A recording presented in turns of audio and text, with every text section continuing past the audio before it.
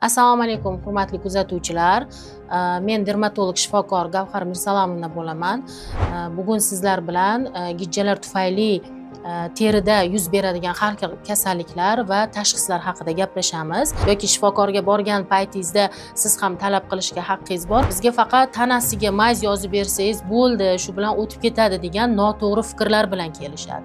Yosh bolalarda soch to'kilishi bo'ladi. Ko'pchilik o'ylaydiki, yosh kattalarda soch to'kilishi bo'ladi. To'g'ri, yosh kattalarda bo'ladi soch to'kilishi.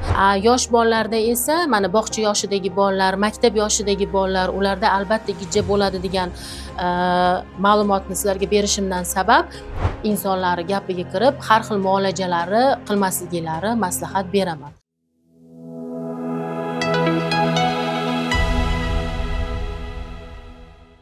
Assalomu alaykum, hurmatli kuzatuvchilar. Men dermatolog shifokor Gavhar Mirsalomovna bo'laman. Bugun sizlar bilan gijjalar tufayli terida yuz beradigan har xil kasalliklar va tashxislar haqida gaplashamiz. Undan oldin kanalimizga obuna bo'lib qo'ying va like tugmachasini bosib qo'ying. Xo'p, sizlarga ma'lumot sifatida shuni aytmoqchimanki, mana o'zim 15 yildan buyon teri sohasida ishlayman, ya'ni dermatolog shifokoriman. Qabulimda har kuni bir necha kasallar, har xil turli teri kasalliklari bilan murojaat qilishadi.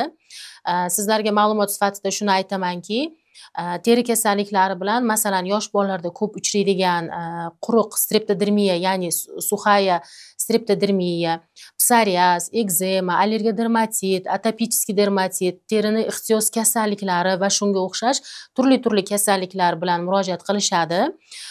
Ko'pgina shifokorlar bu kasalliklarni o'zini simptomatik davosini qilishadi, ya'ni turli allergik dorilar, vitaminlar yoki tashqi tarafdan har xil mazlar buyuramiz, lekin buni negizida nima yotganiga ko'pincha e'tibor bermaymiz.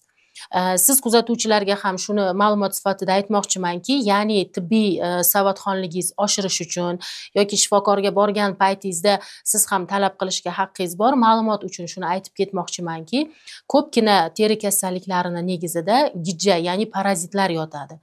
O'shaning uchun sizlarga maslahatim, ya'ni borganingizda shifokor ko'rigiga shifokor ma'lum bir tahlillar yozib bergan paytda nimaga shunaqa tahlillar yozib berildi, nega bu kasallikka bu narsa sabab demasdan, agar biron narsani tushunmagan taqdiringizda ham shifokor bilan maslahatlashib, shifokordan ma'lumotlar so'rashingizni maslahat beraman. Masalan, o'zimni praktikamda ko'pgina yosh bolali kasal olib kelishadi, yosh bolalar bilan kasallar kelishadi, bemorlar terisidagi har xil toshmalari tufayli tahlil yozib beraman. Ya'ni ko'pincha tahlillari ichida lambilaga yoki askaridaga yoki umumiy parazitlar tahlili deb yozib beraman. Ko'pgina bemorlarimiz bu narsaga qo'shilishmaydi. Ya'ni aytishadiki, yo'q, mani bolam yaqinda topshirganman, analizi toza, top-toza, hech qanaqa gijjalar yo'q, parazitlar yo'q. Bizga faqat tanasiga mayz yozib bersangiz bo'ldi, shu bilan o'tib ketadi degan noto'g'ri fikrlar bilan kelishadi. Lekin sizga shifokor sifatida shuni ma'lum qilmoqchimanki, yo'q, ko'pgina teri kasalliklar, даже hattoki 100% yosh bolalarda albatta gijja tahlili, parazit tahlilini o'tkazish kerak. Chunki parazit tahlilini topshirganda parazitlar chiqadi, unga davo muolajalar yozib beriladi. Undan keyin o'zini maxsus kasallik tufayli muolajalari olishadi, ya'ni allergik tabletkalar yoki tashqi tarafdan har xil malhamlar suriladi. O'sha bilan birga effektimiz juda yaxshi bo'ladi. Ya'ni mana o'zimga kelgan kasalliklardan shuni ma'lum qilamanki, yosh bolalarda soch to'kilishi bo'ladi. Ko'pchilik o'ylaydiki, yosh kattalarda soch to'kilishi bo'ladi. To'g'ri, yosh kattalarda bo'ladi soch to'kilishi. Bular ko'pincha stress tufayli, gormonlar o'zgarishi tufayli yoki nasliy moyillik tufayli. Yosh bolalarda esa gijja tufayli bo'ladi.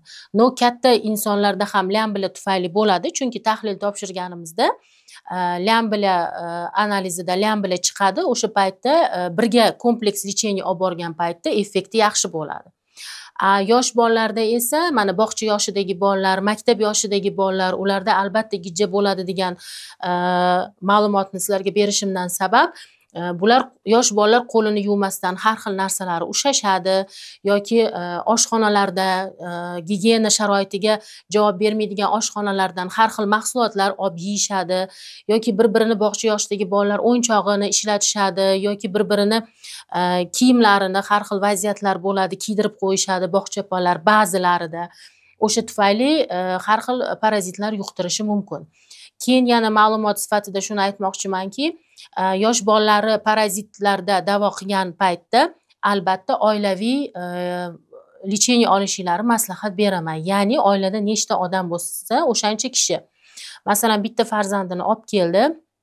Sababi parazit tufayli terida allergik kasalliklari bor, lekin o'sha oilada o'sha bolachani opa, aka, singillari, ota-onasi, amma, xolalari bor. O'shaning uchun oilaviy lecheniya qilishingizni iltimos qilardim. Hamda uy sharoitida har xil bilib bilmasdan ijtimoiy tarmoqlarda tibbiy ma'lumoti yo'q yoki bu soha bo'yicha mutaxassis emas bo'lgan insonlar gapiga kirib har xil muolajalari qilmasliklari maslahat beraman. Bizni gapimizga e'tibor berishingizni va yana qiziqtirgan mana shu parazitga qiziqtirgan savollar yoki teri kasalliklar haqida ma'lumotlar kerak bo'lsa, bemalol murojaat qilishingizni so'rab qolaman.